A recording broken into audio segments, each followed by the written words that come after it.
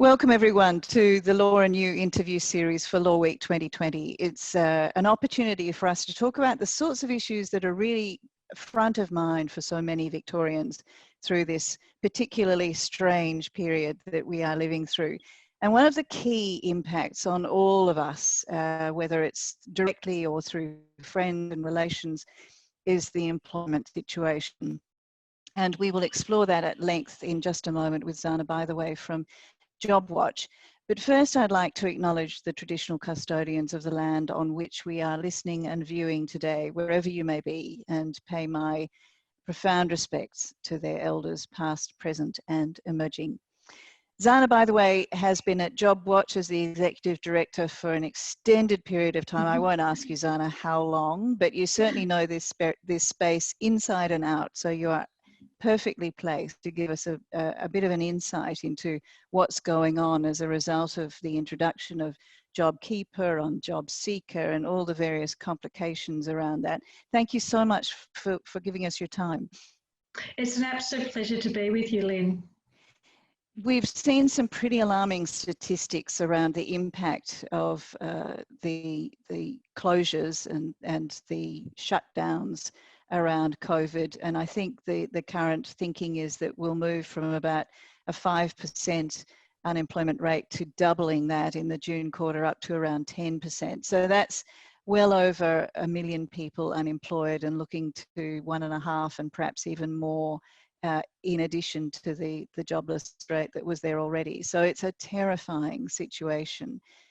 The government has responded in some pretty profound ways, some pretty dramatic moves from Canberra around JobSeeker and JobKeeper.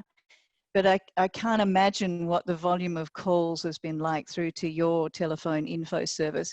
Has it been full on? Are you absolutely inundated with people who are asking questions about this? Oh, Lynn, absolutely. Well, as you know, JobWatch, in its 40th year, I might add, it's our anniversary this year, so it's fantastic. As you would know, that JobWatch provides a free and confidential telephone information service. We receive approximately 36,000 calls per annum, and we provide this service to Victorian workers, Tasmanian and Queensland workers. And yes, Lynn, we have been inundated with calls. Callers are desperate and confused, and they're seeking out information about their entitlements and about their workplace rights. And so we're obviously here to facilitate that. And to give you an example of how desperate they are in obtaining information, in a 2-week period, we had about 18,000 hits on our website. A comparable period last year, 1,700. So right. Okay. So it's not just the calls as well. They're, because we're so inundated, they can't get through. And so JobWatch has presented some Q&As on the website, and they've been very helpful. So let's talk about some of the issues that are coming through. Let's talk JobKeeper in the first instance, because I think that's the one perhaps that is most challenging. It's taken 4 weeks for it to become live, you know, after the announcement and before it was available, and it's a bit tricky. No, it is. It's very, very tricky.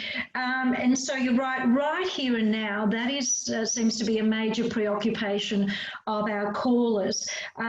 Since the legislation was introduced on the 9th of April, callers have been predominantly concerned about the fact that they may be being taken advantage of.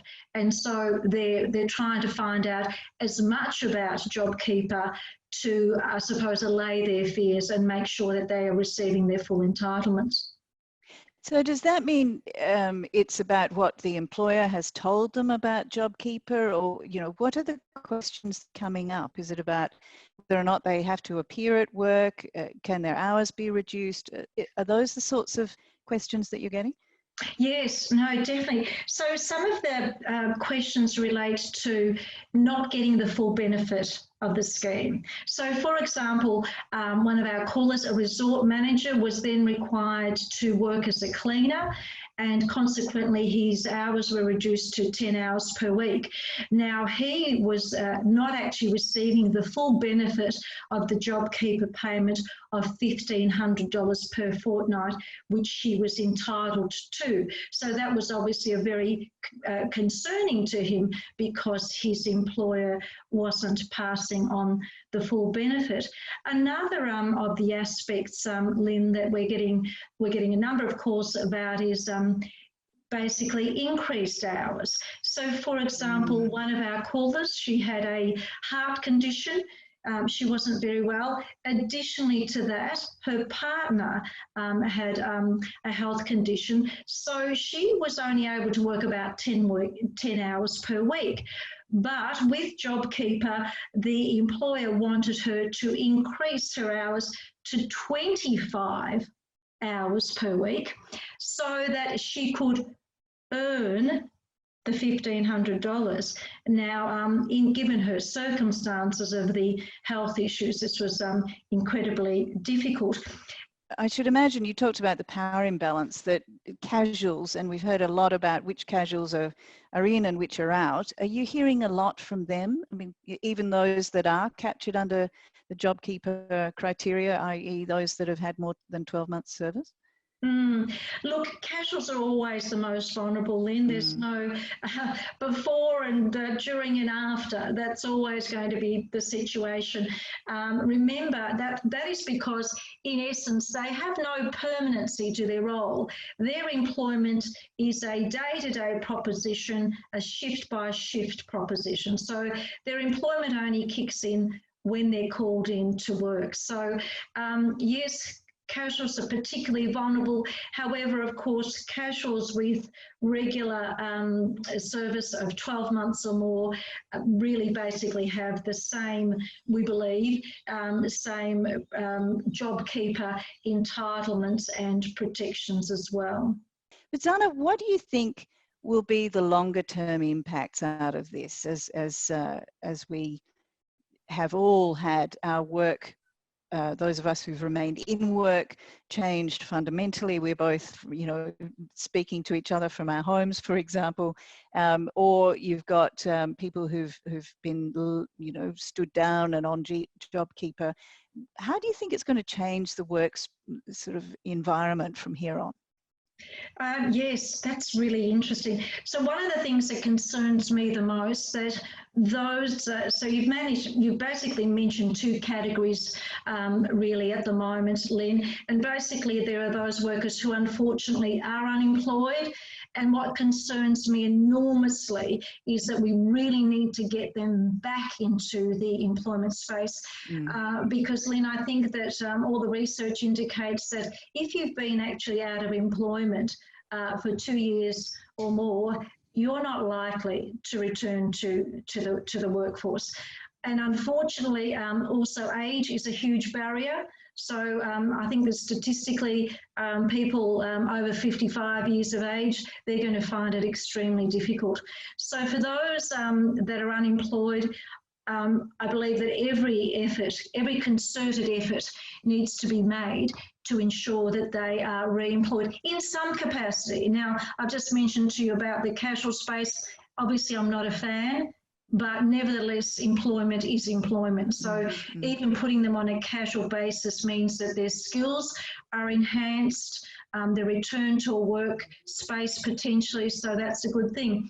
And then, of course, Lynne, there are those of us that have remained in employment and inundated and working very hard. So I think the landscape for us may be somewhat different, primarily because of this capacity to be able to work from home.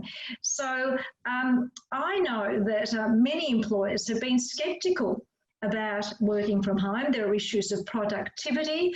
There are distractions at home, of course, but personally, as Executive Director working from home longer hours, I have worked before, but I find that it's extremely beneficial. Productivity is high, everything is very accessible. So I think that one of the benefits, I suppose, is that those of us from working working from home can basically extend this new arrangement beyond this crisis that we're experiencing at the moment. And I think, as I said, there'll be plenty of benefit from that.